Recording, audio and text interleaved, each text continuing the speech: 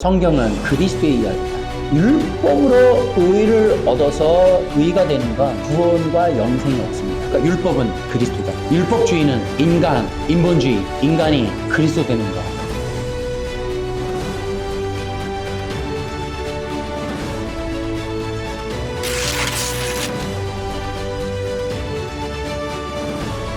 저는 지금 이렇게 기독교 교계를 이렇게 뉴스나 이런 걸 보면서 느끼는 게 미혹의 시대다. 거짓의 영이 판을 치는구나. 이런 생각을 많이 하게 돼요. 우리가 WEA 문제 때문에 찬반 논쟁이 많았잖아요. 뭐 이것저것 이렇게 보면서 저는 그런 생각해요. 어쨌든 여러분이 이해하시는가 몰라도 이번에 WEA에 다 끝나고 나니까 이런 뉴스 저런 뉴스 검색도 해보고 하면서 느낀 게 이번 WEA의 목적이 하나가 딱 생각이 나더라고요.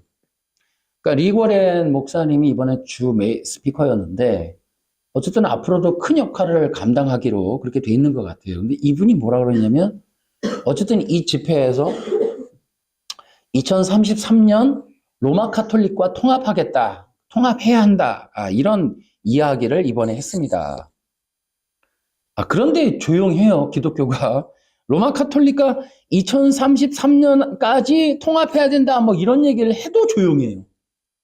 근데 그 얘기를 서울에 있는 한국의 대형 교회, 대표적인 교회에서 이런 이야기를 딱 던졌어요.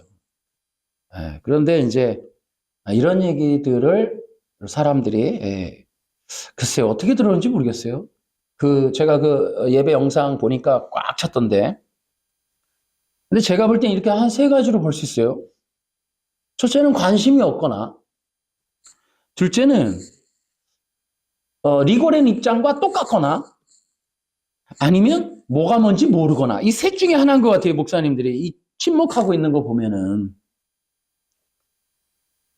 아니, 한국에 있는 대표적인 대형 교회에서 몇천 명을 모아놓고 2033년까지 로마 카톨릭과 개신교가 통합해야 한다, 이런 얘기를 우리 대한민국 목사님들이 가장 많이 알고 있는 미국 목사님이 와갖고 이 얘기를 했는데 우리는 조용해요. 다 박수 쳐주고 아멘하고. 그러니까 제가 어떤 영상 보니까 로마 카톨릭과 통합하는 게 뭐가 문제냐 이렇게 얘기하는 어떤 선교사님이 계시더라고요. 그분 막 싸우길래 저도 그분 이름 얘기 안 하려고요. 저는 싸우는 게 싫어서. 그 선교사님 그런 얘기를 하더라고요. 통합하는 게 뭐가 문제냐 이런 얘기를 하더라고. 와, 그래서 깜짝 놀랐어요. 와, 이 통합하는 걸 잘 모르는구나. 저는 그러면서 이거 큰일이다. 그런데 이제 한 가지 무슨 생각이 드냐면 그들이 그렇게 계획을 짠 건 반드시 이루어진다. 저는 그렇게 봐요. 이거는 왜냐하면 대세고 정치적인 세력과 함께 하기 때문에 이거 이루어지게 돼 있다.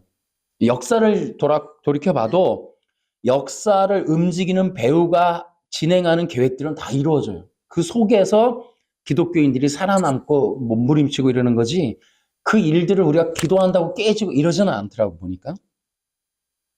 그건 일어날 일이다. 그래서 저는 지금 고민이 되는 거예요. 우리가 따르고 있는 이 기독교 괜찮을까? 지금 저렇게 그러니까 이게 합동이라고 하는 대형 교단, 대형 교회에서 이런 얘기를 하고 있는 것이 제가 볼 때는 배도의 흐름이다. 이렇게 보여지거든요. 근데 많은 사람들이 따라가요. 아무도 이의를 제기하잖아요. 저는 이런 부분들이 놀랍고 무섭다. 정말 묻고 싶어요. 지금의 이 기독교를 믿고 따르셔도 되겠습니까? 그래서 지금 우리가 해야 될 게 우리의 신앙을 올바로 세우고 정립하는 것이다. 이렇게 우리가 볼 수 있어요. 여러분들은 이제 보통 교인들은 교회에 무슨 마귀가 있냐, 교회에 무슨 사탄이 있냐, 교회가 가짜가 있냐, 이렇게 생각하실 수 있으나 성경 자체는 그렇지 않아요. 제가 이제 이런 얘기를 하는 이유는 저는 지금 어떤 그 율법과 그리스도라는 큰 틀에서 지금 이걸 진행하고 있는데요.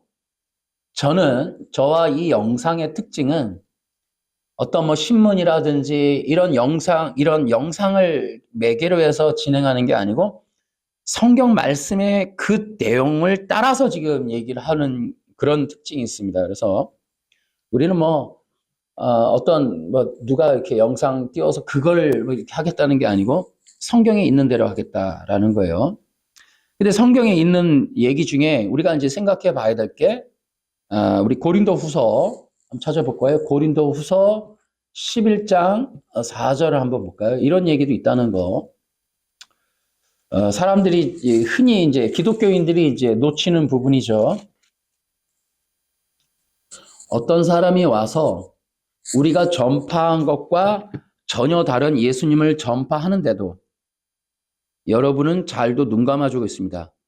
또 여러분은 전에 받은 것과 다른 영을 받아들이며 다른 복음을 잘도 받아들이고 있습니다. 저는 이러한 것들이 우리가 지금 의미 깊게 봐야 된다.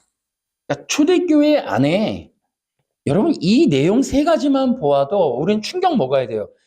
그러니까 사도 바울과 초대교회가 전한 예수님과 다른 예수를 전했다는 거예요. 그러니까 예수님을 전하는데 다른 예수님을 전하는 일이 있었다는 거예요. 이미 초대교회 안에 지금 우리보다 훨씬 더 포괄적인 깊이 있는 그런 이단적인 어떤 변증 이런 것들이 있었다. 그러니까 다른 예수를 전파하는 일이 있었다. 또 뭐 있어요? 다른 영에 대한 얘기를 한다. 또 다른 복음도 있었다. 초대교회에서도 이런 얘기, 그러니까 성경이 지금 성경이잖아요. 그러니까 성경이 우리가 복받아라, 성공해라, 뭐 이런 얘기가 아니라 성경 자체만 집중해서 보면 성경은 상당히 이런 내용들을 많이 기록해 놨다는 거예요. 다른 복음, 다른 예수, 다른 영. 그러니까 이단 사상, 거짓 사도 이런 얘기를 굉장히 많이 해놨어요. 근데 우리는 그런 것들은 이제 안 보죠. 왜냐하면 성도들이 은혜 받는데 뭐 크게 관심이 없으니까 은혜 받아야 되니까 이런 얘기를 안 한단 말이에요. 그러니까 우리는 이런 생각을 해야 돼요. 성경은 이미 굉장히 위험한 그런 세력들이 있었다. 자, 우리 13절부터 같이 읽을까요? 자, 시작. 이런 사람들은 거짓 사도들이며 속이는 일꾼들이며 그리스도의 사도들인 것처럼 가장하는 사람들입니다. 이런 것에 대해 놀랄 것은 없습니다. 그것은 사탄도 자신을 빛의 천사로 가장하기 때문입니다. 그러므로 사탄의 일꾼들이 의의 일꾼으로 가장한다고 해서 크게 놀랄 것은 없습니다. 그들의 운명은 자기들이 행한 일에 따라 결정될 것입니다. 여러분, 아멘. 이미 다 이렇게 성경은 무서운 얘기들을 많이 해놨다고. 그러니까 성경은 우리가 복 받는 얘기가 아니라 진리에 대한 이야기를 다 해놓고 있다. 그래서 성경에 예수님서부터 계속해서 이런 얘기를 왜 하는 거예요? 분별하라는 거예요. 분별하라. 그 예수님이 마태복음에도 나오지만 뭐 한다? 분별. 알곡과 가라지, 양과 염소를 분별해라 이런 얘기예요. 근데 성경이 계속해서 이렇게 우리로 하여금 알려주는 거예요. 교회 안에 거짓 사도들도 있고 그리스도의 사도들인 것처럼 가장하는 사람들도 있다. 얼마나 이런 일들이 많은지 몰라요. 그러니까 성도들도 이런 걸 생각해요. 여러분, 저는 어쨌든 WEA가 지나갔고 뭐 큰 문제가 없어 보이지만 사랑의 교회에서 몇천 명을 모아놓고 했다는 건 우리가 그냥 지나갈 일이 아니다. 이거는 뭐 더 심하게 얘기하면은 정말 이게 진짜일까? 정말 온전한 이 성경에 따른 온전한 그런 집회였나? 온전한 교회인가? 정말 진실하게 다른 의도가 없는 그러한 목적에 의해서 진행된 일들인가? 이런 것들을 볼 때 마음이 아프다. 왜냐하면 거기 집회에 나온 사람들이 수많은 사람들이 이미 다 의혹을 받고 있는 의심을 받고 있는 거짓 기독교인들이기 때문에 그렇다라는 거죠. 그래서 우리가 기억해야 돼요. 추수 때에는 뭐가 있다? 분별과 구별이 있다. 추수는 뭐다? 마지막 시대에 일어날 일에 대한 것이다. 마지막 시대에는 추수가 있고 추수 때는 뭐가 있다? 분별과 구별이 있다. 기독교의 영적인 대적은 뭐냐? 우리가 가라지 하는데 그 가라지는 성경에 보면은 바리새파 율법주의자들이다. 이들은 사도행전에서부터 서신서 계속 나오지만 물론 이제 복음서 예수님에 대해서도 나옵니다만은 예수님과 기독교를 핍박하고 예수님과 기독교의 진리를 왜곡하고 변질시키며 예수님과 기독교를 말살하는 그러한 자들이다. 여러분 한번 따라해 볼까요? 율법주의 기독교를 경계하라. 네. 그러니까 이게 가짜 기독교예요. 이게 거짓 사도들이고 그리스도의 사도인 것처럼 가장하는 사람들이고 광명의 천사들이고 이 사람들이 사탄의 일꾼들이다. 율법주의 기독교. 이거를 경계해야 된다. 이들이 누구냐? 배도의 길로 인도하는 가짜 기독교인들이다. 그러니까 배도라는 건 뭐냐면 나 이제 예수 안 믿을래가 아니라 이제는 교회적으로 어떤 대표적인 목회자나 신학자나 총회장이나 뭐 이런 사람들이 도장을 쾅쾅 찍으면서 그 뒤에 있는 모든 사람들이 다 그쪽으로 속해버리는, 그래서 그냥 집단적인 배도의 일들이 일어나게 될 것이다. 그래서 우리가 이제 중요한 건 뭐다? 따라해볼까? 성령 안에서 그리스도, 예수님을 따라야 한다. 아멘. 자, 이제 4장. 우리 지난주에 이어서, 지난주에는 3장까지 했는데요. 이번 주에 이제 4장. 율법주의 기독교의 이제 이 확장에 대해서. 지금 가장 위험한 게 뭐냐? 전 세계 기독교가 율법주의적인 기독교로 확장되고 변형되고 있다. 지금 한국 교회는 어떤가? 한국 기독교도 지금 이미 율법주의적인 기독교가 되어 있다. 그러니까 이 얘기를 왜 하냐면, 종교 통합이라든지 뭐 이단 얘기를 많이 하는데, 제가 다시 한번 또 말씀드릴게요. 성경에서 예수님과 사도들이 말한 광명의 천사, 다른 예수, 다른 영, 이 사람들이 누구냐면 율법주의자들이에요. 바리새파 율법주의자들이 바로 거짓 사도들이고 광명의 천사로 가장한 자들이고 사탄의 일꾼들이다. 바로 그들이거든요. 그래서 지금 우리가 뭐 다른 로마 카톨릭 다 말할 거 없어요. 그 모든 게 다 바리새파 율법주의자들이다. 그래서 우리 한국은 지금, 근데 위험한 게 뭐다? 한국 교회가 율법주의로 빠져들어갔다. 이미 빠져들어갔다. 그렇게 보시면 될 것 같아요. 그럼 율법주의 기독교 그러는데 그게 뭡니까? 라고 물으면 이렇게 대답할 수 있을 거고, 밑에 파란 글씨로 해놨죠? 시작. 율법을. 자, 이게 구호예요. 이거 하나예요, 이거. 여기에 동의하면 율법주의 기독교예요. 그러니까 율법을 지킴으로 의를 얻는다. 이 얘기를 하거나 이게 뭐가 문제야 하거나 이런 얘기를 전하고 있거나 이런 얘기에 동의하시는 분들은 율법주의 기독교인들입니다. 다시 말하면 바리새파 율법주의자들이에요. 그러니까 율법을 지키면 의를 얻는다. 아니, 이러면은 율법주의가 되고 인간은 죄가 있기 때문에 율법을 못 지키니까 죄가 없으신 예수님이 대신 지켰다니까 당신은 율법주의십니다.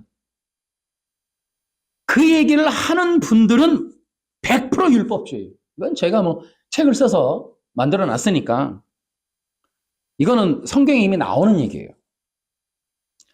여러분, 예수님이든 누구든 이 땅에 어느 누구도 율법으로는 의를 못 얻습니다. 아멘. 로마서 3장 20절 시작.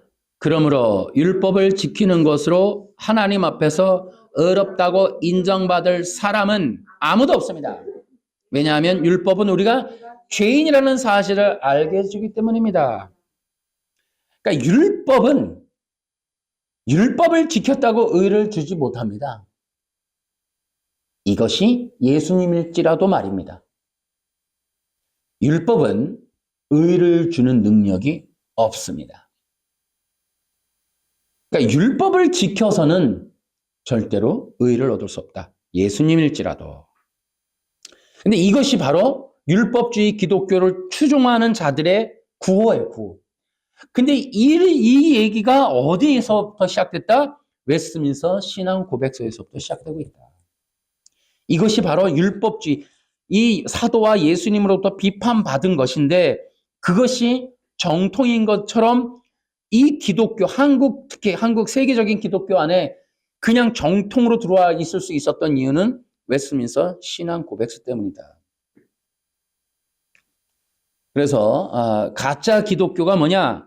율법을 지킴으로 의를 얻는다, 생명 얻는다, 구원 얻는다 이렇게 얘기하는 거. 근데 이렇게 얘기하는 것의 목적이 뭐냐? 거기 밑에 있죠. 그리스도 없는 기독교, 성령 없는 기독교, 생명 없는 기독교 이거예요. 구원이 없는 기독교. 뭐예요? 죽은 기독교. 아무 쓸모없이 버려지는 기독교 만드는 거예요. 이 기독교가 영국처럼 한국 기독교를 영국처럼 만들어 버리겠다는 거예요. 아무 쓸모도 없는 그런 껍데기 종교로 만들겠다. 이것이 바로 리고렌을 비롯한 그 WEA 추종자들이 하고 싶은 얘기예요. 자, 빨간 글씨. 유대인들은 율법을 수건으로 덮어서 그리스도를 보지 못하게 장로들의 전통을 만들었다. 이 얘기가 어디에 있었다? 지난번에도 고린도후서 3장에 기록되어 있다. 거기 표시해 놓으세요. 그러니까 수건 얘기 나오면 고린도후서 3장 이렇게 생각하시면 돼요. 율법을 덮는다 말이죠. 율법은 뭐라고 그랬어요? 그리스도. 율법주의는 인간. 인본주의 이렇게 볼 수 있죠. 그래서 율법주의 기독교는 한마디로 말하면 교회와 성도들 그냥 황폐화시키는 거예요. 영국 기독교처럼 아주 박살내는 거예요. 그냥 메마르게 완전히 초토화시켜버리는 거예요. 그러니까 율법주의 기독교가 뭐 이렇게 무섭냐? 그냥 끝난다고 보면 돼요. 기독교 자체가 그냥 죽는다 이렇게 보시면 돼요. 그러니까 여러분 생각해 보세요. 우리 동성애 쉽게 됩니까? 안 돼요. 기독교가 그냥 기를 쓰고 싸웁니다. 동성애 문제는 죽어라 싸워요. 근데 율법주의 갖고 싸우는 성도 봤어요? 없다니까요. 몰라요, 율법주의는. 이해를 못하는 거예요. 그게 뭐가 위험해? 동성애가 위험하지. 웃기고 있어요. 동성애는 절대로 기독교 못 무너뜨려요.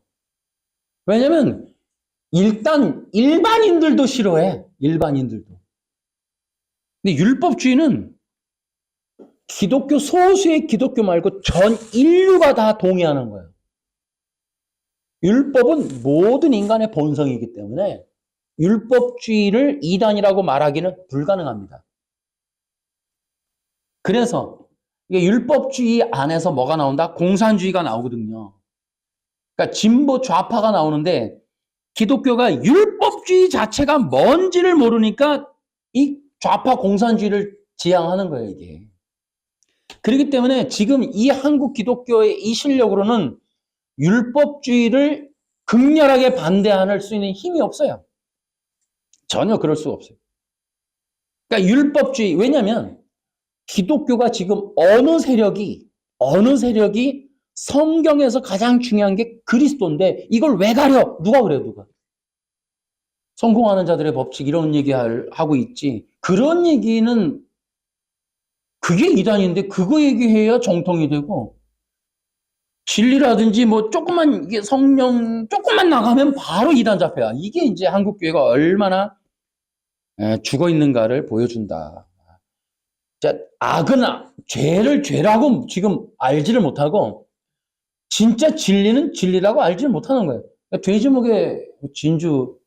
어쨌든 여러분 거기 밑줄 친 거 있죠. 율법주의 기독교가 하는 일은 율법이 그리스도라는 걸. 여기서부터 요거 아주 중요한 얘기인데요. 율법주의 기독교가 하는 일은 율법이 그리스도다 이걸 감추는 거예요. 자, 그러니까 여기서 동의가 안 되는 거예요. 지금 문제는 기독교가 구약의 율법이 토라가 그리스도에 대한 얘기입니다. 여기서 이게 성경 얘기거든요. 이게 성경 전체 얘기란 말이에요. 근데 이 얘기를 지금 이해를 못해. 이게 너무 웃기는 거예요. 예수님과 사도들이 하고 있는 일이 뭐냐면 이 구약에 있는 이야기가 예수님 얘기고 특히 모세의 율법이 다 예수님 얘기다. 이렇게 얘기했는데 지금 뭐 안식교를 비롯해서 웬만한 교회 지금 뭐 웨스트민스터 신앙고백서 뭐라고 얘기해요? 이 도덕적인 준칙으로 십계명만 필요하다 이런 얘기를 해요. 이 얘기를 모르면 장로교인도 아니야. 그러니까 웨스트민스터 신앙고백서는 뭐라고 그랬냐면 구약은 세 등분할 수 있어. 율법을. 도덕법, 사회법, 의식법이야. 그리고 의식법과 사회법은 폐지됐어. 이미 그 우리가 못해. 그 양도 못 잡고. 도덕법 하나만 쓸 수 있어. 모세율법에서 쓸 수 있는 건 십계명 하나야. 이거 다 버려야 돼. 이거는 지난 거고 이스라엘 거고 뭐 현대랑 안 맞아. 문화가 안 맞아. 이러면서 다 요게 웨스트민스터 신앙고백서가 그렇게 얘기한다니까요. 그러면 안 된다고요. 그러니까 예수님이 뭐라 그랬냐면 1.1핵이라도 버리지 말라 했거든요. 그리고 뭐라 그랬어요? 구약은 어느 것 하나 버릴 것 없이 다 나에 대한 이야기다. 이런 얘기를 하셨단 말이에요. 그러니까 의식법과 사회법으로 버리면 안 되는 거예요. 그것도 조작인 거예요. 그러니까 웨스트민스터 신앙고백서가 저질른 이 죄악이 얼마나 큰지 몰라요. 그거를 다 해놨단 말이에요. 그러니까 웨스트민스터 신앙고백서는 왜 만들었냐면 구약의 율법이 그리스도라는 사실을 가리려고 만든 거예요. 그러니까 현대판 뭐다? 장로들의 전통이라고. 그러니까 그 얘기를 잘 모르는 거예요, 사람들이. 그러니까 여러분들은 기억하세요. 잘 들어봐요. 율법이 어렵지 않아요. 여러분. 따라해볼까? 구약의 율법은 그리스도에 대한 이야기다. 계속 따라해서 사도들의 복음은 부활하신 예수님이 구약에 예언된 그리스도라고 전했다. 아멘. 이게 성경이라니까요. 전 성경 얘기만 하는 거예요. 뭐 현상이 아니라 이 성경 자체가 그 논쟁을 하고 있는 거예요. 그러니까 이거를 여러분들이 명확하게 이해하라고. 구약 율법을 헷갈려 하지 마. 구약 율법은 그리스도, 오실 하나님의 아들, 히브리서 1장에서 하나님이 보내신다고 했던 그 기름 부음 받고 오시는 분, 기름 부음 받고 오시는 분이 어떤 분이고 왜 오셨고 언제 오실지에 대한 이야기를 이 모세 율법을 비롯하여 구약 전체가 그 얘기를 해주는 거예요.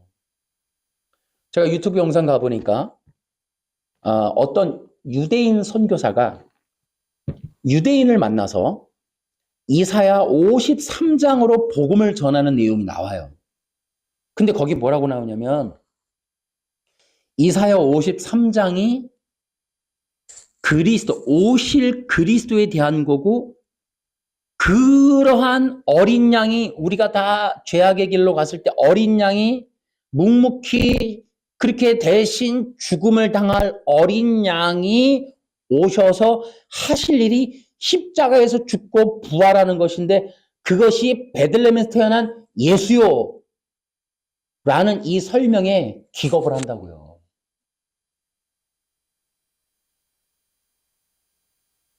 참 그런 게 기독교인데 이게 도대체 무슨 얘기를 하는지 잘 모르겠어요. 기독교가.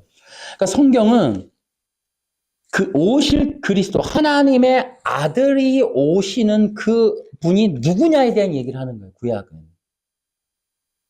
그러니까 양을 잡는 게 있잖아요. 구약의 모세율법에.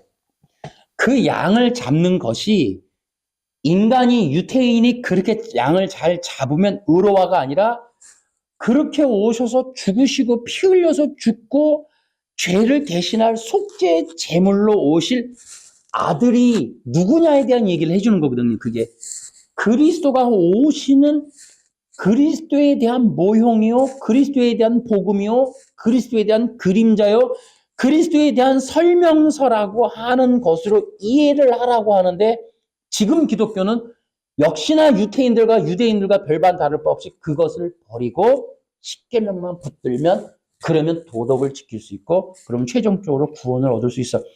이게 웨스트민스터 신앙 고백서가 그렇게 해놨다고 해요. 이거를. 근데 믿는 사람이 없어. 해놨다니까. 근데 이걸 지금 기독교가 가르치고 있어요. 그러니까 다시 여러분들이 기억을 해야 되는 게 다른 거 볼 필요 없어요. 그러니까 웨스트민스터 신앙 고백서를 추정하거나 배우려고 하면 여러분 친한 사람이면 뜯어 말리셔야 돼요. 그러니까 그렇게 가면 웨스트민스터 신앙 고백서로 가면 율법으로 인간이 의를 얻게 돼요. 성경은 뭐냐면 모세 율법이 하나님의 아들이 와서 죽는 거예요. 그러니까 이 기독교가 얼마나 신비해요. 여러분 이방 종교 우상이 많았는데 신이 죽는다는 종교가 없거든. 오죽하면 메시아가 죽는다니 제자들 다 떠나갑니다. 그러니까 이 패러다임 하나님 우리가 믿는 기독교라는 건 우리가 믿음의 대상으로 추종할 그분이 우리를 대신해 죽는 거거든요. 이게 복음이란 말이에요. 복음. 근데 그게 성경에 있는 얘기야. 근데 이 얘기를 왜 안 믿지? 난 너무 신기해. 그러니까 이건 이방 종교에 없는 거란 말이에요. 이 패러다임은. 근데 우리는 기본적으로 유교 위에 있다 보니까 우리는 끊임없이 어떤 도덕 선생 같은 걸 세워놓고 그를 추종하고 닮아가고 선행을 하고 그분처럼 착하게 살고 어려운 사람 도와주고 절망에 빠진 사람 도와주고 우리가 가난한 사람 도와주고 그런 마음으로 세상에 나가야 되고 계속 그런 얘기만 하는 거예요 지금. 기독교는 그런 얘기가 아니라 우리를 위해서 죽으실 그 하나님의 아들이라는 분. 그러니까 기독교가 좀비라고 이때 당시에도 그랬다니까. 초대교회 당시에도. 쟤네들 무슨 얘기하는 거야. 착하게 살면서 선행을 해야지. 뭐 이런 이게 중세 논쟁 아닙니까? 선행 문제가. 그러니까 선행을 쌓으면 죽은 가족들도 구원받는다. 이 정도까지 얘기했잖아요. 카톨릭이 얼마나 거짓말을 쳐요 지금. 그걸 지금 통합을 해서 가겠다는 거. 이게 지금 도대체 이 기독교 어디로 가는 거예요 지금? 여러분 이 기독교 믿어도 되겠어요 지금? 한국 기독교 믿고 따라가도 됩니까 여러분? 그러니까 계속 선행 얘기하거든요 지금 기독교가. 엊그저께 6일 날에도 무슨 세미나 한 거 보니까 뭐 정치와 무슨 포럼 신길교에서 한 거 보니까 웃기지도 않더라고. 그러니까 완전히 기독교를 세속 정치 밑으로 도구로 넣겠다는 그런 얘기들을 신길교에서 했어요. 내가 그거 보고 야 기가 차는 거야. 그럼 차라리 불교를 해라 그냥 불교를. 어?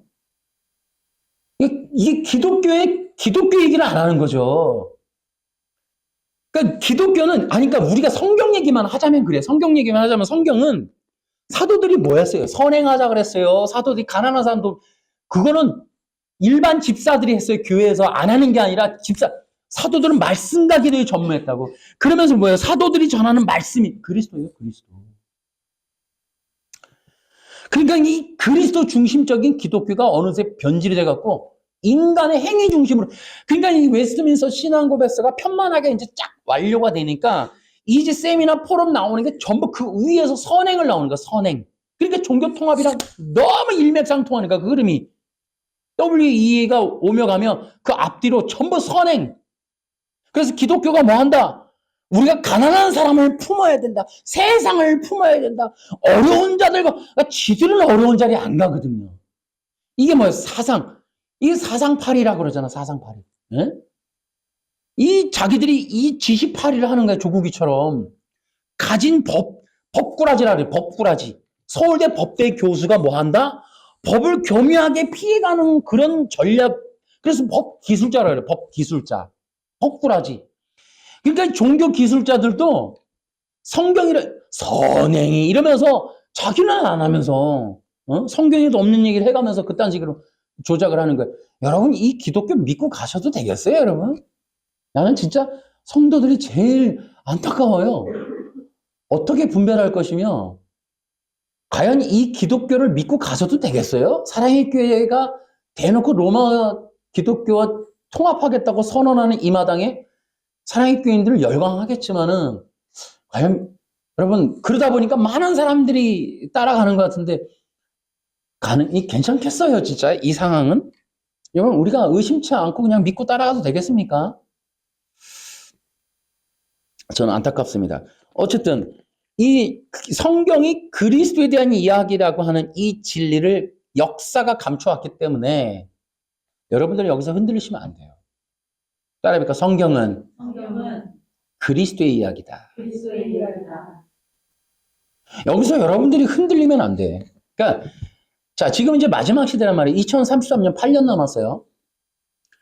그러니까 저는 로마 카톨릭 뭐 프리메이슨 얘기 그렇게 하라는 사람들이 있지만 뭐 그건 성경에 뭐 나오는지 모르겠어요. 근데 그렇게 하고 우리는 율법주의에 대한 얘기하는 거예요. 율법주의.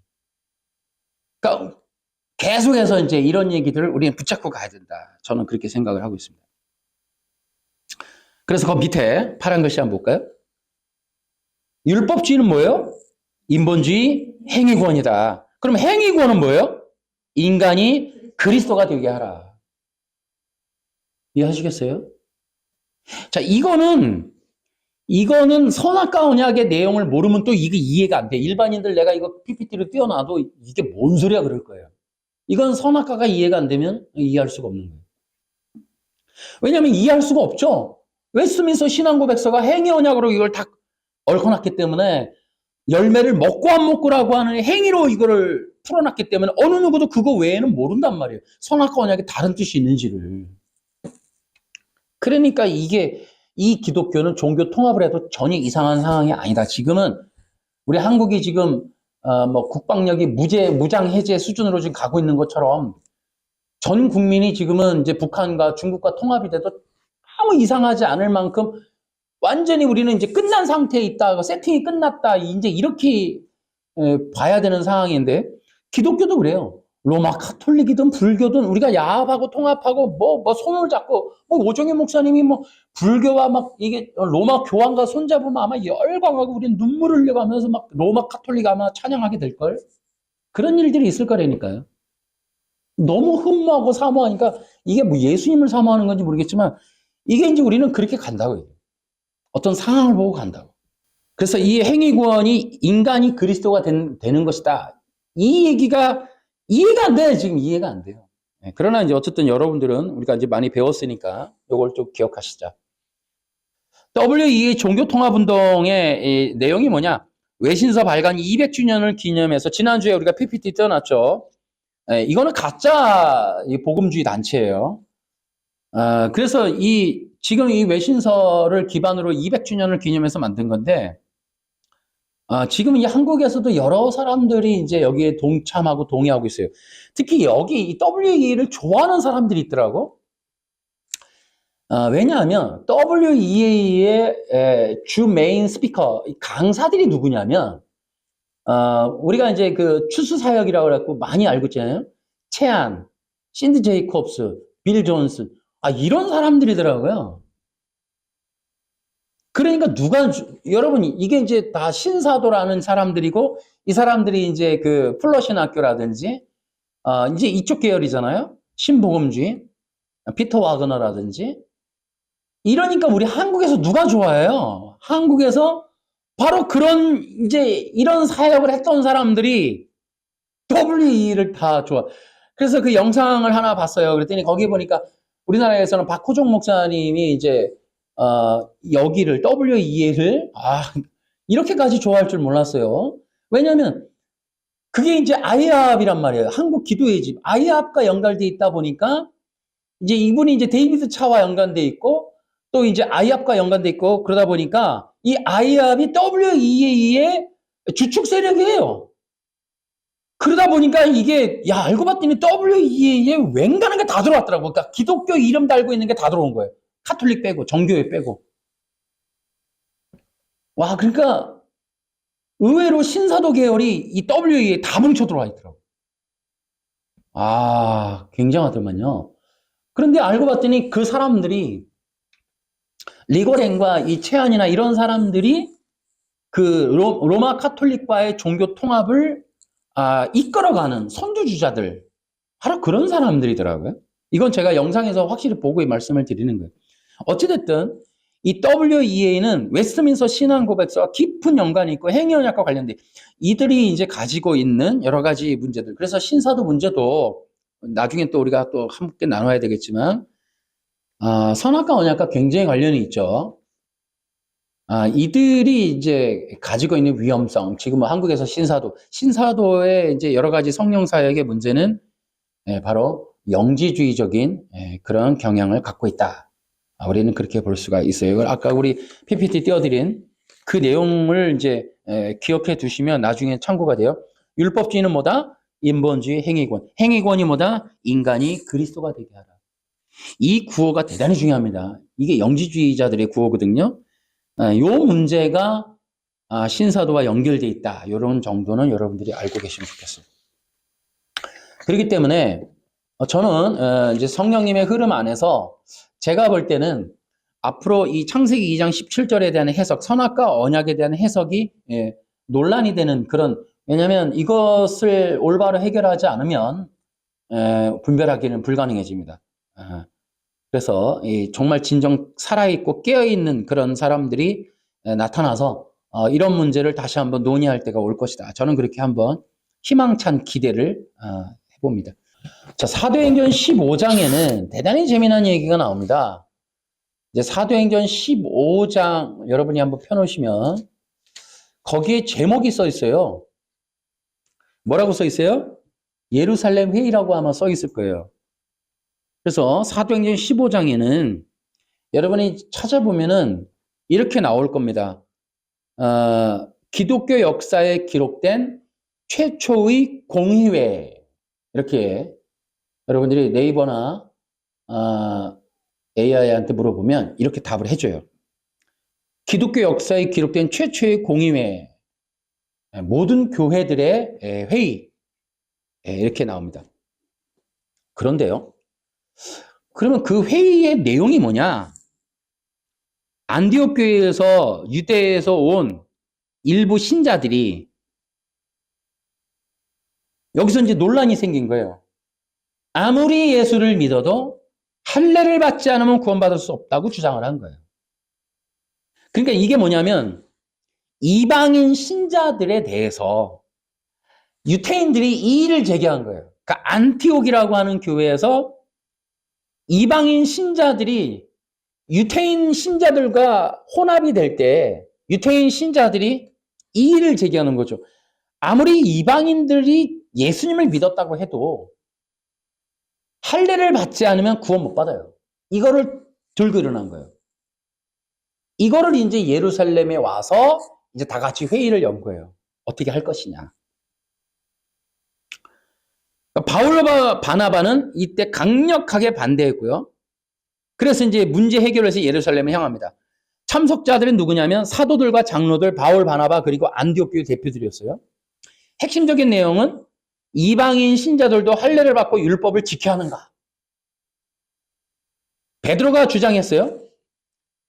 하나님은 이 경험했잖아요. 그렇죠? 이제 베드로가 거기 사도행전 15장 7절.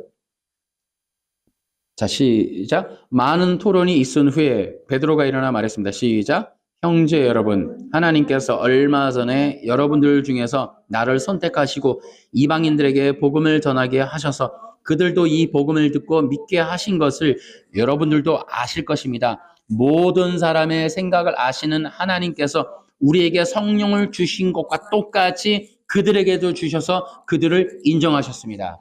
자, 한 절 더 시작. 하나님께서는 우리와 이방인들을 차별하지 않으셨습니다. 하나님께서는 그들의 믿음을 보시고 그들의 마음을 깨끗하게 하셨습니다. 개역 성경에 이거 성령 세례로 나오죠. 자, 이 내용이에요. 제가 그래서 예루살렘 회의와 율법주의 기독교라고 제가 제목을 적었죠. 그러니까 베드로의 주장은 뭐냐면 나도 똑같이 여러분과 비슷한 생각을 했었는데 여러분 아시죠? 내가 거기 이방인들한테 가서 막 복음 전한 거. 근데 그때 어떻게 했어요? 성령을 주셨다니까요. 우리한테 주셨던 것 같은 성령을. 근데 그들이 무슨 할례를 받거나 율법을 지킨 게 아니었다고요.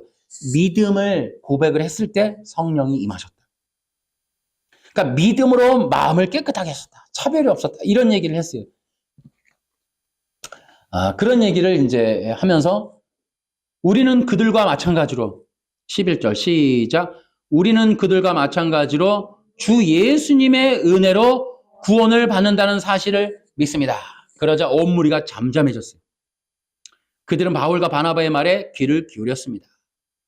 바울과 바나바는 하나님께서 이방인들 가운데서 그들을 통해 행하신 모든 기적과 표적에 대해서 이야기했습니다. 이제 그랬을 때 야고보가 일어나갖고 중재를 딱 합니다. 제가 한마디 좀 할게요. 하나님께서 처음으로 이방인들 중에서 자기 백성을 삼으시려고 저는요. 어쨌든 거기에 나오신 대로 한번 읽어볼게요. 그들을 찾아오신 이야기를 시몬과 베드로가 전해주셨습니다. 이렇게 하면서 19절 시작. 그러므로 내가 판단하기로는 하나님께로 돌아온 이방 형제들을 괴롭히지 말고 그들에게 편지를 써서 우상에게 바친 더러운 음식을 먹지 말 것과 음란한 행동을 하지 말 것과 목졸라 죽인 짐승의 고기와 피를 먹지 말라고 하는 것이. 자, 중재안을 펴요. 그러면 어떻게 할 것이냐?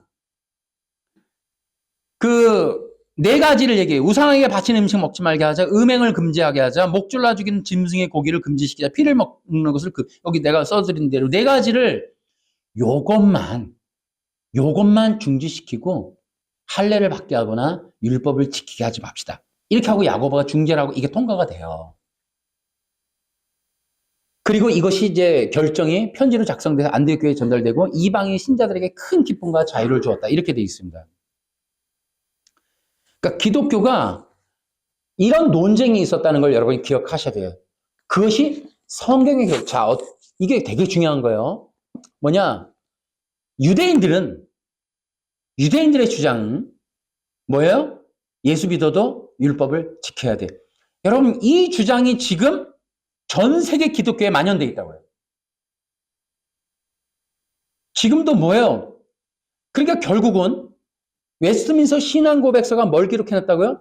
예수 믿고 구원받은 자들에게 필요한 게 십계명이다. 왜? 도덕적 준칙으로서 필요하다. 이런 얘기를 했다고. 그러니까 예수 믿고 구원받아도 십계명으로 돌아가야 돼. 이 얘기를 하는 거예요. 그러니까 예수 믿고 구원받은 자들이 십계명으로 가는 게 아니라 성령의 인도함 받는 요 진리를 완전히 없애버렸어요. 어디가? 웨스트민스터 신앙 고백서. 그러니까 지금도 안식교단 그렇죠. 미국의 3대 이단이 다 그렇죠. 그러니까 거의 모든 그런 수도원 계열도 그렇고 로마 카톨릭이 그렇고 그러니까 전부 기독교 계통이 뭐예요? 예수 믿고 구원받아도 율법 지켜야 돼. 이 얘기를 다 듣는 거예요. 이게 뭐 있어요? 예루살렘 회의에서 있었다. 최초의 공의회가 그거예요. 그러니까 이 역사적인 사실이 지금도 진행되고 있는 거예요. 그래서 어떻게 한다? 지금도 유태인들은 거듭나지 않고 가짜 아까 고린도후서 11장에 나왔죠. 가짜들. 가짜 기독교인들 흉내내는 이들이 들어와서는 모든 인간들도 다 율법을 지키게 해야 된다라는 이유로 예수를 어떻게 한다? 너희들이 믿는 예수가 너희들이 믿는 기독교인들이 믿는 예수가 율법을 지켰어. 이 얘기를 만들어 놓은 거예요. 웨스트민스터 신앙 고백서가. 그러니까 예수님을 아까 다른 예수 얘기한다 그랬잖아요. 그래서 여러분 지금 우리가 부르는 찬양도 그렇고 이단들이 특히 지금 로마 카톨릭이 되게 재밌어요. 이 사람들이 종교통합운동이 얘기가 나올 때마다 교황이 메시지를 하나씩 던져요. 종교통합의 가장 걸림돌이 되는 게 그러니까 기독교와 로마 카톨릭이 통합이 되는 가장 걸림돌이 여러분 뭐라고 생각하세요? 그러니까 기독교인들이 거부감을 느끼는 것 중에 하나가 뭐예요? 마리아란 말이야. 마리아가 누구냐에 대한 거. 마리아께 기도하거나 마리아가 우리를 구원해주나? 이거에 대한 의심과 이런 것들이 있단 말이에요. 너무나 웃긴 게 WEA 이 행사 직전에 교황이 한마디 했습니다. 마리아는 예수님과 동일한 구원자는 아니다. 그러니까 기독교와 통합에 있어서 가장 걸림돌이 되는 이 마리아 문제를 처리해 주는 거예요. 기독교인들에게 꺼림직한 거 하나 제거해 주는 거예요. 하지만 그들은 결코 말이 그런 거지 그 절대로 위치를 변경시키지 않습니다. 이런 거예요. 그러니까 로마 카톨릭이 얼마나 웃기는 이 사람들의 배우인지를 알 수가 있어요. 그러니까 이 기독교가 지금도 통합이 되는 데 있어서 전혀 문제가 안 되는 게 뭐예요? 예수를 믿고 나서 그 다음 문제. 그런데 로마 카톨릭이 잘하는 게 여러분 우리가 로마 카톨릭과 통합하는 데 있어서 기독교인들이 환영을 하는 이유는 그들도 예수님을 믿거든. 십자가 걸거든. 똑같은 줄 알아요. 큰 집 작은 집 이렇게 얘기한단 말이에요. 그러니까 근데 여기서 이제 맹점이 있는 거예요. 같은 예수냐. 그러니까 그 로마 카톨릭 안에서 나온 웨스트민스터 신앙 고백서의 이 집행자들이 말하는 게 뭐예요? 그러니까 모든 인류를 십계명과 이 율법 안으로 끌고 들어와야 된단 말이에요. 그러니까 다시 말하면 기독교인이 되고 하나님 백성 되는 건 반드시 율법이라는 필터링을 거쳐야 돼. 라는 걸 만들어 놓은 거예요. 그런데 우리는 예수 믿고 구원받을게 율법 없이 그랬더니 뭐라 그래요? 아니, 예수님을 믿는다는 건 너희들이 예수님이 지키신 율법, 예수님이 통과하신 율법, 그 율법에 너희들도 지킨 것으로 되고 너희들도 율법을 통과한 자들이 되는 거야. 다시 말하면 너희들이 믿고 있고 너희들 구원자라고 여기고 추종하는 그 예수라는 작자가 무엇을 했느냐? 율법을 지켰어. 그러니 율법을 지켰으니 너희도 율법을 지킨 자가 되고 너희들이 율법을 지켜서 구원받은 자가 되면 너희들은 반드시 율법을 지켜야 돼. 이 구조를 웨스트민스터 신앙 고백서부터 만들어 놓은 거예요. 로마 카톨릭이 지금 장전하고 있는 그 총알, 그 기관총을 바로 웨스트민스터 신앙 고백서가 만들어 준 겁니다. 그래서 지금의 이 기독교는 몽창 다 종교 통합이라는 이름으로 율법으로 들어가게 돼 있어요. 이 예루살렘 회의에 있는 유대인들이 주장했던 것처럼 모든 이방인들도 십계명 율법 지켜야 돼. 라고 하는 것처럼 우리 모든 기독교인들도 이제 율법을 지키는 것으로 우리 들어가야 돼요. 그래서 이것을 기억해야 돼. 그래서 그들도 예수님 얘기 많이 해요. 찬양도 예수님, 예수님 얘기 많이 하죠. 그들의 의도는 뭐예요? 너희들이 많이 찬양하게끔 해요. 추종하게끔. 그러면서 그들은 유유자적하죠. 왜요? 결국 한마디 할 거거든. 그분이 율법 지켜서 그리스도 되신 분이야. 그러니까 너희들도 구원받으려면 율법 지켜야 돼. 그래, 너희들 예수님 많이 찬양해. 그가 율법을 지켰기 때문에 그리스도야. 그가 율법을 지키는 한 그들은 의로워. 그가 율법을 지켰기 때문에 죄가 없어. 예수는 평생 걸쳐서 단 한 번도 율법을 어기지 않았기 때문에 의로워진 거고 그리스도 된 거고 구원자가 될 수 있고 그는 하나님께 인정받을 수 있었고 그래서 그때서야 하나님께 아들이라는 인정을 받은 거야. 그러니까 너희들도 율법 지켜야 돼. 그러니까 그들은 예수님 찬양을 엄청나게 하게 해요. 한마디를 하는 거예요. 그분처럼. 바로 예수처럼 너희도 율법을 지키면 되는 거야. 이제 이런 얘기를 하려고 대기하고 있는 거거든. 이게 다른 예수님을 얘기하는 거예요. 그러니까 지금 기독교가 어디로 들어가기는지 여러분 명심해요. 그래서 카톨릭이 말하는 예수. 여러분, 그들은 우리 이 6억 명이라고 그러던데, 나머지는 다 죽일 작정인지 6억 명을 10억 명이라고도 하고요. 그래서 지금 기독교인들이 꽤 되는데 10억 명을 2033년도 안에 10억 명에게 복음을 전하고 그들을 돌이켜야 된다. 전략이 거긴 것 같아요. 여러분들은 어떻게 하실런가 모르겠어요. 이 기독교가 과연 따라가도 될런지. 그래서 유대 율법주의자들의 목적은 전 세계에 있는 개신교를 율법 안으로 끌고 들어가는 것.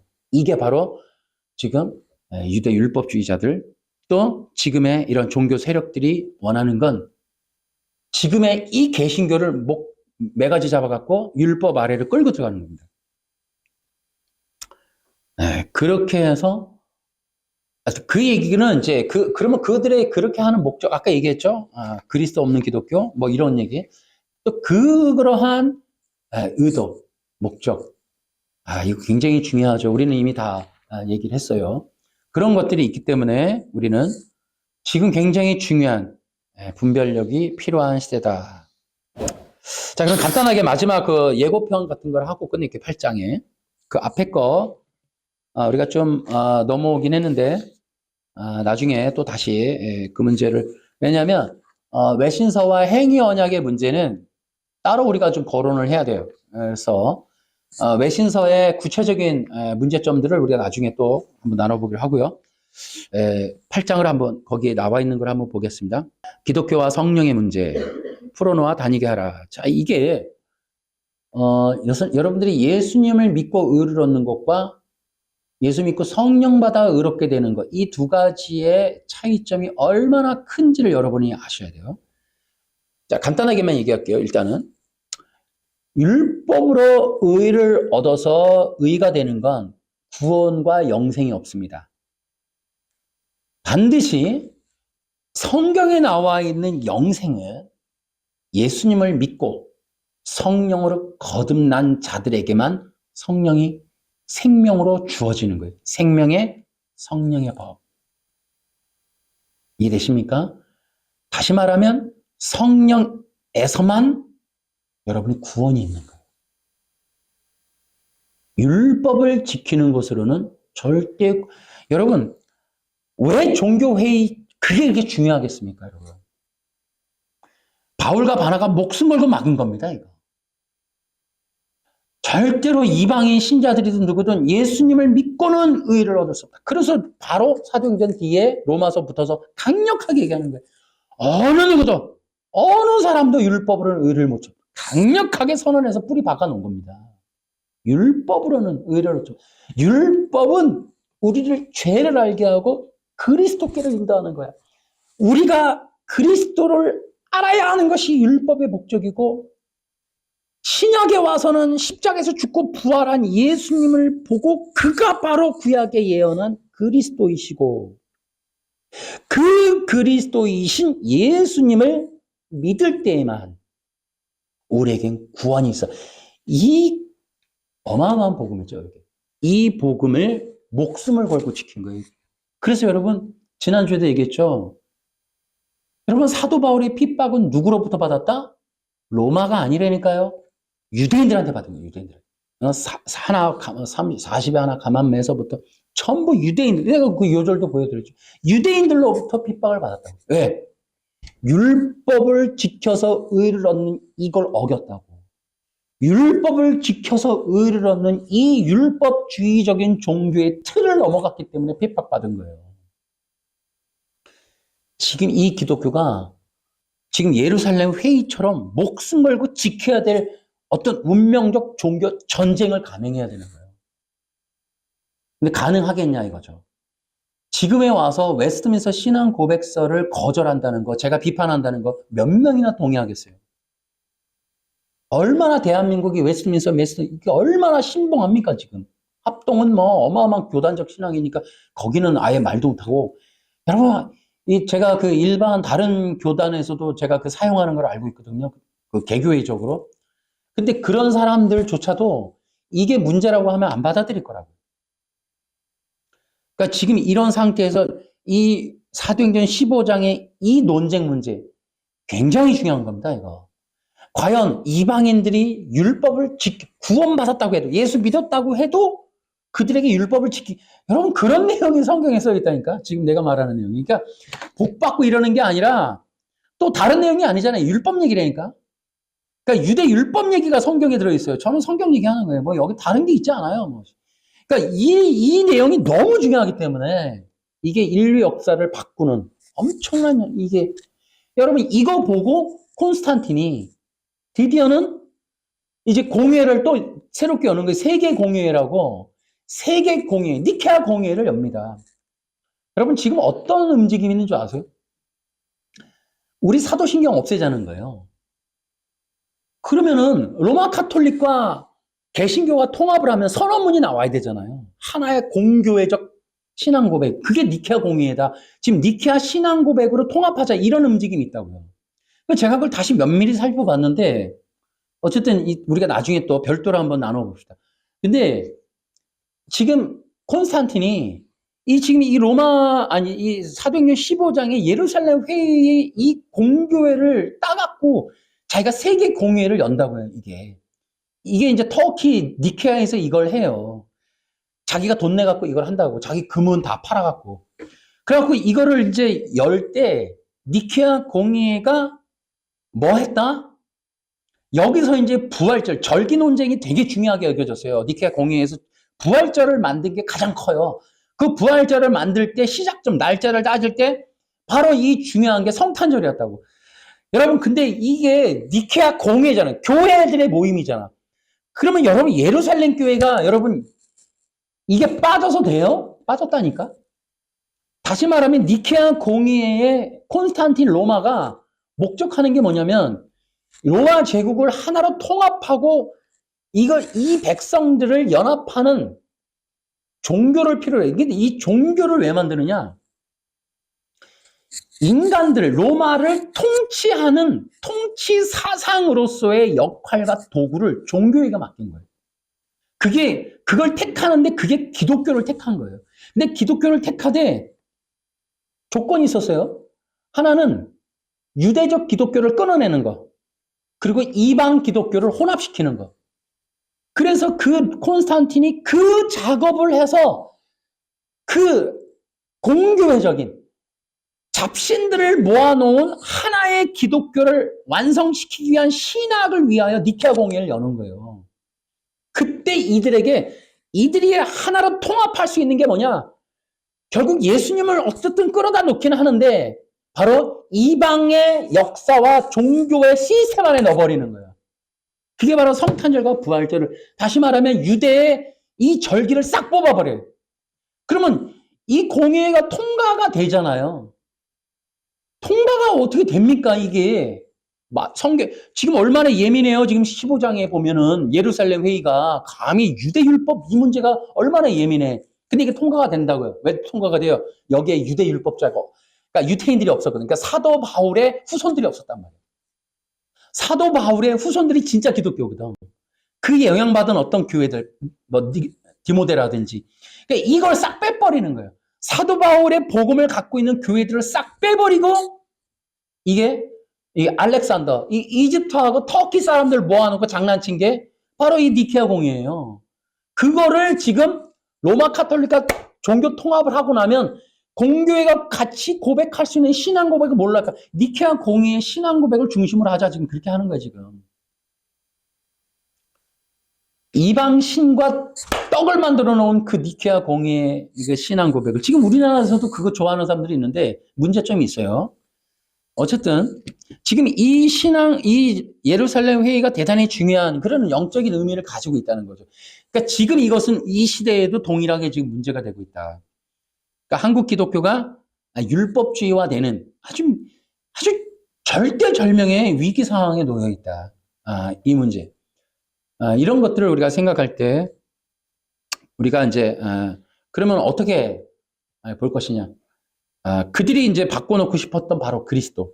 그럼 그리스도가 바로 이 성령론. 지난번에도 얘기했죠. 성경 전체에서 중요한 핵심이 그리스도다. 왜? 성경 전체는 성령론을 얘기하고 있습니다. 그래서 사실 사도 바울이라는 사람을 지금도 기독교가 핍박을 하고 있고 사도 바울의 복음을 이게 진보 기독교가 전부 다 뭐합니까? 사도 바울을 다 특히 이게 이제 독일 신학에서는 사도 바울을 다 긁어내버린단 말이에요. 그러니까 이런 일들을 해버리죠. 여러분 생각해 보세요. 여기서 좀 중재를 누가 했어요? 아까 예루살렘 회의에서. 누가요? 야고보가 했어요. 자, 마틴 루터가 종교개혁할 때 쓰레기 서신이라고 했던 게 있었죠. 이게 뭐예요? 야고보서입니다. 왜 그랬을까요? 야고보가 중재를 했단 말이에요. 바로 율법을 지키자는 걸 뽑아버렸어요. 그러니까 사도 바울이 마틴 루터가 진짜 종교개혁했다면 진짜 종교를 개혁했다면요. 성경을 쓰레기라고 말할 수 있을까요? 성령의 역사라면 성령님이 인도하신 거라면 아무리 마틴 루터라도 성경 야고보서가 마음에 안 든다고 쓰레기라고 말할 수는 없는 겁니다. 있을 수. 그거는 마르시온이라고 하는 초대교회 이단과 같은 거예요. 자기 마음에 드는 것만 골라서 난 성경으로 인정할게. 그럼 마르시온 이단이 그랬단 말이죠. 그럼 마르시온 이단이 뭐 했다? 바울 서신을 다 없애버렸다. 바울 서신을 싹 없애버렸어요. 그리고 인정한 거 딱 하나, 누가복음. 그러니까 마르시온 이단은 성경을 수집하는데 자기가 마음에 드는 것만, 특히 뭘 싫어했다? 바울 서신 싹 없애버렸어요. 왜? 여러분 바울이 어마어마한 얘기 한 겁니다. 어마어마한. 그러니까 바울의 위대한 점이 뭐예요? 갈라디아서 3장 14절이기도 합니다. 그러니까 바울이 하는 일이 뭐냐? 그리스도. 그러니까 율법으로 의롭게 되는 것이 아니라 그 아브라함부터 하나님이 약속했던 그 약속이 예수님을 믿는 믿음으로 온다. 그 약속이 예수님을 통해 온다. 왜? 예수가 그리스도이시니까. 다시 말해 그리스도는 하나님의 약속을 부어주는 분이다. 그 약속이 곧 성령이시다. 여러분, 사도 바울의 서신이 제거되는 이유가 여기 있는 거예요. 그러니까 유대 율법자들이 가장 불편한 게, 열받는 게 사도 바울인 거예요. 구약의 율법의 비밀을 완전히 다 해체시켜버려요. 특히 고린도후서 3장 얘기했죠. 이거 고린도 전서 10장은 구약을 모든 걸 뭐 했다? 그리스도로 해석해버린 거예요. 사도 바울이. 그러니까 사도 바울의 이 서신은 유대 율법주의자들이 볼 땐 가장 치명적이야. 그러니까 우리가 지금 뭐 한다? 이 사도 바울의 서신을 재해석해야 된다. 다시 우리는 회복해야 된단 말이죠. 그래야만 우리가 부흥해 올 수 있다. 그래서 어쨌든 여기까지만 제가 말씀을 좀 드리겠습니다. 그래서 앞으로도 우리가 해야 될 일은 많아요. 그러나 조심스러워요. 아까도 얘기했듯이 지금의 이 기독교가 뭐 종교 통합은 기본인 거예요. 근데 이제 어떤 일이 있겠어요? 로마 카톨릭과 통합이 뭐가 문제야? 이게 이제 많이 올라올 거라고. 리고렌이 로마 카톨릭을 얘기를 많이 하는데 그게 뭐가 문제야? 이 문제가 나올 거라고. 그래야 대형교회나 이런 성도들이 아니 저 사람이 저 정도면, 리고렌이 할 정도면 오정현 목사님이, 그 위대하신 오정현 목사님이 얘기하는데 뭐가 문제겠어. 그러니까 저들이 하는 건 틀린 게 없을 거야. 로마 카톨릭과 통합이 뭐가 문제야? 이런 분위기가 나올 거라고. 뭐가 문제야? 그러기 위해서 이제 깔아놓는 작업을 8년 동안 하겠죠. 엄청나게 하겠죠. 이제 그런 일들을 우리가 이제 보면서 우리가 분명하게 진리를 이제 분별할 수 있는 그런 우리가 준비를 해야 된다라는 거죠. 뭐 우리는 간단합니다. 다른 거 없어요. 성경 계속 볼 거예요, 성경. 우리가 지금처럼 성경에 있는 이런 이야기들이 그 당시가 아니라 오늘날에까지도 이것이 성경으로 쓰임받는 이 엄청난 이유가 뭘까? 이걸 계속 생각하는 거예요. 예루살렘 회의 같은 일들을, 이것이 오늘날에 어떤 의미일까? 그러니까 사도 바울의 서신, 마틴 루터의 종교개혁은 옳았나? 마틴 루터가 말한 믿음은 무엇이었을까? 마틴 루터가 르네상스 뒤의 결과물로서의 이 믿음을 얘기했는데, 이 마틴 루터의 결과물을 보면 마틴 루터가 결국은 루터란들이 지금 로마 카톨릭의 별반 다를 바 없는 행세를 하는 그 이유는 뭘까? 그럼 그들은 과연 믿음이라고 하는 거를 우리가 알고 있는 믿음으로 얘기했나? 그러니까 이 마틴 루터가 과연 쓰레기 서신이라고 했던 루터의 이 야고보서에 대한 이 편견 과연 옳을까? 그러니까 우리는 진짜 얘기 많이 해야 돼요. 그럼 마틴 루터의 이 반유대적 입장은 뭐였고, 마틴 루터가 말했던 그 결과물이 막스 사상에 들어가서 반유대적인 유태인들을 박살내는, 그래서 히틀러라는 괴물이 나와갖고 유태인들을 박살내는 이런 일들의 이 깔판이 바로 마틴 루터 사상이었다는 거. 그 마틴 루터의 사상에서부터 슐라이어마허의 자유주의 신학이 나오게 되는 이런 발판들이 과연 어떤 이유로 과연 종교개혁이 일어났던 그 나라에서 자유주의 신학이 나왔을까? 그 나라에서 또한 막시즘이 나왔다는 거. 우리는 이거 그냥 흘려들을 얘기가 아니에요. 엄청나게 중요한 얘기입니다. 그렇기 때문에 그들이 지금도 우리에게 주는 이런 문제들. 그렇기 때문에 앞으로도 우리는 계속해서 사도 바울의 이러한 진리, 그가 말해놓은 풀어놓아 다니게 하라. 예수님이 말씀하신 그러한 것들. 다시 말하면 너희가 믿을 때에 성령을. 근데 이 성령 얘기도 제가 이렇게 다 할 수 없는 건 성령에 대한 얘기는 뭐 오히려 신사도 애들이 환영하기 때문에 참 이게 말하기가 애매해요. 근데 신사도의 문제는 성령론 이단이라고 볼 수 있죠. 어쨌든 그들도 문제가 많아요.